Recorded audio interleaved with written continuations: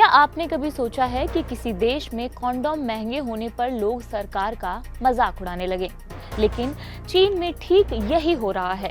एक दौर था जब चीन को ज्यादा बच्चों से डर लगता था और आज वो दौर है जब कम बच्चों का डर चीन को घेर रहा है। जी हाँ, 1 जनवरी से चीन सरकार ने कॉन्डोम और गर्भ निरोधकों पर 13% सेल्स टैक्स लगा दिया है। मकसद सिर्फ यही है कि देश की गिरती आबादी को रोकना।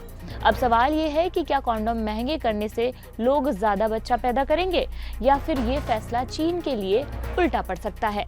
दरअसल चीन इस वक्त एक गंभीर जनसंख्या संकट से गुजर रहा है। देश की आबादी लगातार 3 साल से घट रही है। साल 2024 में चीन में 1 करोड़ से भी कम बच्चे पैदा हुए, जो करीब 10 साल पहले पैदा हुए बच्चों की संख्या से आधे से भी कम है। यही वजह है कि चीन सरकार अब हर उस चीज पर काम कर रही है जो लोगों को शादी करने और बच्चे पैदा करने के लिए प्रेरित कर सके। लेकिन ये संकट अचानक पैदा नहीं हुआ। इसके पीछे है चीन की बरसों पुरानी वन चाइल्ड पॉलिसी। करीब 35 साल तक चीन में एक परिवार को सिर्फ एक ही बच्चा पैदा करने की अनुमति थी। इस नीति से देश की आबादी तो कंट्रोल में रही, लेकिन इसके दूरगामी असर अब देखने को मिल रहे हैं। आज चीन में बुजुर्गों की संख्या तेजी से बढ़ रही है, जबकि युवा और कामकाजी आबादी घटती जा रही है। इसका सीधा असर चीन की अर्थव्यवस्था पर पड़ रहा है। 2015 में चीन ने 1 बच्चा नीति खत्म की, फिर 2 बच्चों की इजाजत दी और बाद में 3 बच्चों तक की अनुमति भी दे दी है।